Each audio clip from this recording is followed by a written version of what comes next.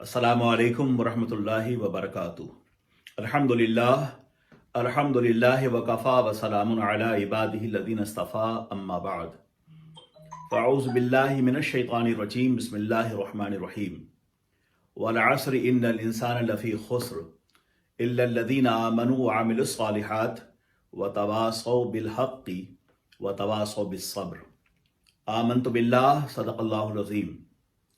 आइए हम और आप इंतहाई एहतराम व अक़ीदत के साथ अपने और सारी कायनात के मरकज़ी अक़ीदत आक़ाए दो जहां हुज़ूर रहमत आलम रूही फ़िदा जनाब मुहम्मद रसूलुल्लाह सल्लल्लाहु तआला अलैहि वसल्लम की बारगाह एहतराम व अक़ीदत में दुरूद पाक की नज़रें बावाज़ बुलंद पेश करें और पढ़ें।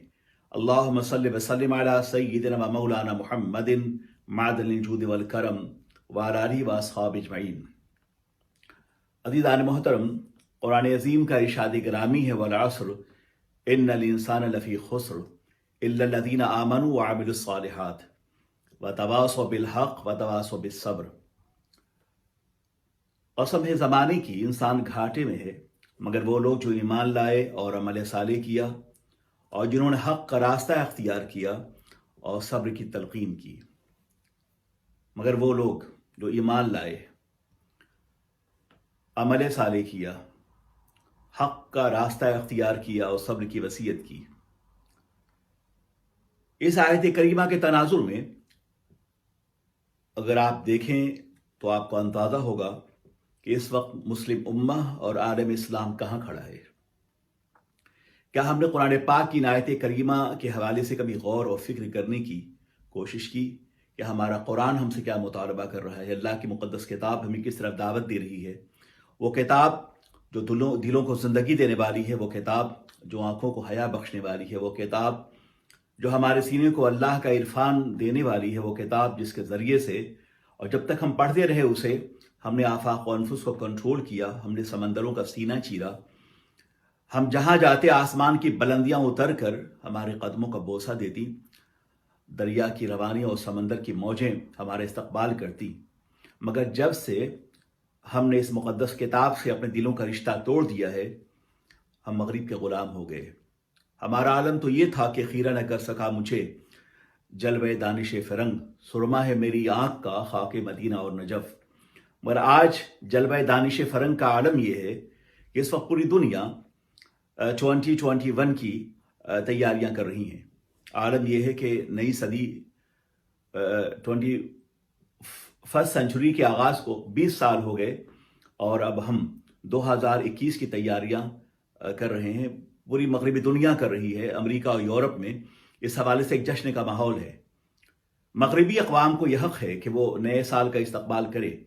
ये उनकी तहज़ीब, उनके कल्चर, उनकी सिविलाइजेशन और किसी हद तक ये उनके मजहबी वक़ार का हिस्सा है। लेकिन सवाल ये पैदा होता है कि मुसलमान जो सब पूरी दुनिया में 1 अरब 20 करोड़ से ज़ायद मौजूद हैं, वो किस हवाले से नए साल की आमद की खुशियाँ मनाना चाहते हैं या मना रहे हैं?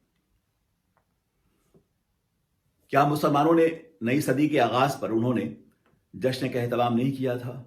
क्या उनके शहर, उनके महल्ले, उनके इलाक़े और फलक बोस उनकी इमारतें क्या उन्होंने सजाई नहीं थी? क्या उन्होंने इस बात का अहद नहीं किया था कि नई सदी के आमद पर हम एक नई ज़िंदगी का इंतखाब करेंगे, एक ऐसी ज़िंदगी जो इल्म से, हुनर से, फज़्ल व कमाल से, आईने जहाँ बानी और जहाँ बीनी से आबाद होगी?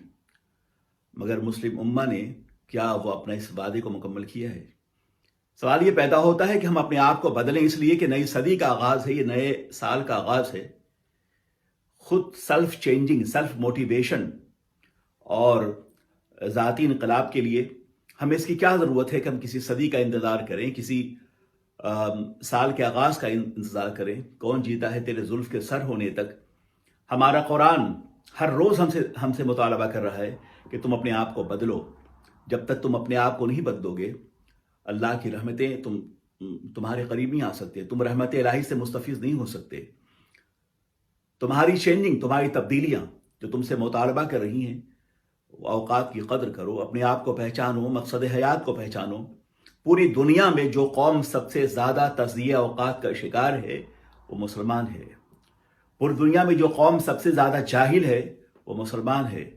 پوری دنیا میں جو قوم سب سے زیادہ الٹریسی کا شکار ہے وہ مسلمان ہے. پوری دنیا میں جو قوم معاشی اعتبار سے، معاشرتی اعتبار سے، سیاسی اعتبار سے پیچھے ہے وہ مسلمان ہے. آخر اس کی وجہ کیا ہے؟ قرآن پاک تو یہ کہہ رہا ہے کہ وَأَنْتُمُ الْأَعْلَوْنَ إِن كُنتُم مُؤْمِنِينَ، تم ہی سربلند ہوگے اگر تم مومن کامل بن جاؤ. ظاہر ہے کہ اگر ہم مومن کامل بن جاتے تو ترقیاں، عروج و کمال ہمارے ساتھ ہوتی، مگر ہم نے قرآن پاک کے دامن کرم سے اپنا رشتہ توڑ دیا ہے. یہی وجہ ہے کہ ہمارے پاس سب کچھ ہے مگر ہم ذلت و خواری کا راستہ ہم نے اختیار کیا، اور ہم پر ذلت، مسکنت، غربت، مصائب، مسائل، جنگ، یہ تمام چیزیں ہمارے سروں پہ مسلط ہے. کیا خیال ہے آپ کا؟ آقائے دو جہاں سرور کائنات صلی اللہ علیہ وسلم کی دعاؤں کی برکتوں سے اللہ نے مسلمانوں کے پاؤں کے نیچے سیال سونا رکھا ہے پیٹرول کی شکل میں، مگر آج پورا عالم عرب یہود و نصارہ کے آگے، مغرب کے آگے، امریکہ، یورپ کے آگے کاسے گدائی لیے کھڑا ہوا ہے. کیا خیال ہے آپ کا؟ کبھی آپ نے محسوس کیا کہ جو قوم ہنگامے فردا سے آشنا نہیں ہوتی، جو قوم جس کے پاس کوئی مستقبل کا پلان نہیں ہوتا، جو قوم معاشی اعتبار سے، معاشرتی اعتبار سے ترقی کرنا چاہتی، اسے پڑھنا ہوگا.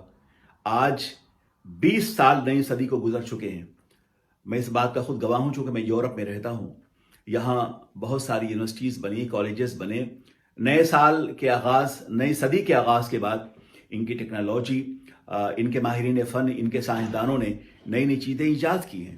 مگر عالم اسلام کا عالم کیا ہے؟ عالم یہ ہے کہ نئی صدی کے آغاز کو، بلکہ گزرے ہوئے نئی صدی کو 20 سال کا عرصہ گزر گیا ہے، مگر عالم اسلام میں کوئی ایسی نمایاں درسگاہ اب تک نہ بن سکی، کوئی ایسی یونیورسٹی نہیں بن سکی.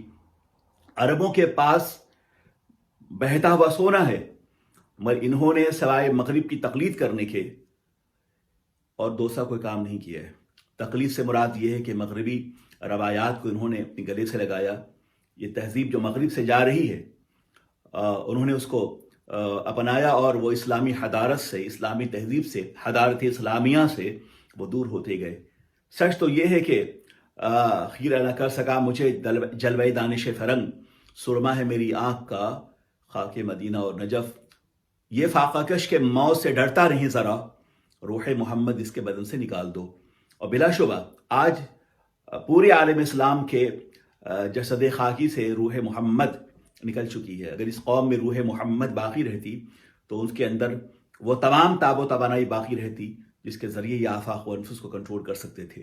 واللہ العظیم جب تک کہ مسلمانوں نے روح محمدی کو اپنے وجود باقی رکھا، اس اسپرٹ کو، اس درسگاہ مصطفی کی عظمت کو، فرامین خداوندی کو، قرآن پاک کی ہدایات کو، رسول اللہ کی دعوتی زندگی کو، اور ان کی درسگاہ فیض کی عظمت سے جب تک مسلمان استفادہ کرتے رہے، دنیا کے کئی ایک بر اعظموں پر مسلمانوں کی حکومت تھی.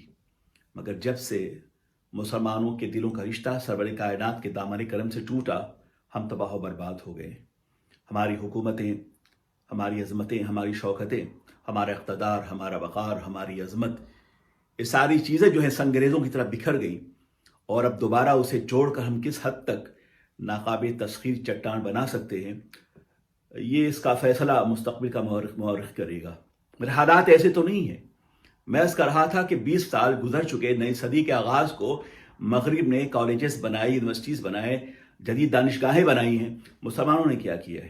ملیشیا سے لے کر اور ویسٹ انڈیز تک مسلمان پھیلے ہوئے ہیں اس وقت، لیکن کوئی ایسا کارنامہ مجھے بتایا جائے کہ مسلمانوں نے کیا ہے. مجھے افسوس سے یہ کہنا پڑتا ہے کہ جب سے ہم نے تغافل کا راستہ اختیار کیا ہے اور بغاوت اور سرکشی کا راستہ اختیار کیا ہے اللہ اس کے رسول سے، ہم تباہ و برباد ہو گئے.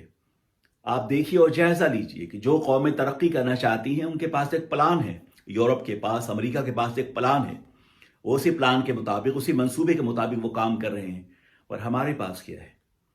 عالم یہ ہے ہمارا، اور ہماری بے کسی اور ہماری بے بسی کا عالم یہ ہے کہ ہم نے یہود کی تقلید میں ہم نے وہ سب کچھ کیا ہے جو وہ کرنا چاہتے ہیں. ظاہر ہے کہ جب تک غیرت عشق رسالت اگر ہمارے سینے سے نکل جائے، ہمیں اپنی مقصدیت حیات کا پتہ نہ ہو. آج سعودی عرب اور امارات، یہ وہ دو ایسے ملک ہیں جنہوں نے یہود کی ہر دعوت کو قبول کر رکھا ہے۔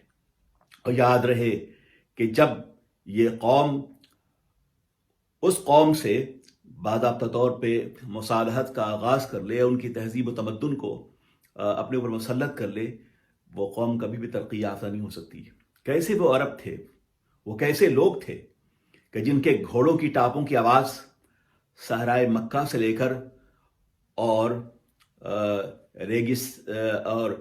ریگستان اسپین کی وادیوں تک ان کے گھوڑوں کی آواز گونجا کرتی تھی۔ کیسے وہ لوگ تھے جن کے گھوڑوں کے ٹاپوں سے اڑتے ہوئے گرد و غبار جو تھے وہ کسی کہکشاں سے کم نہ تھے۔ کیسے وہ جری و بے باک عرب تھے کہ انہوں نے اپنے عظمت کے لوہے پوری دنیا سے منوائے۔ کیسے وہ لوگ تھے جنہوں نے سائنس کے حوالے سے، ٹیکنالوجی کے حوالے سے، بایولوجی کے حوالے سے تحقیق کی۔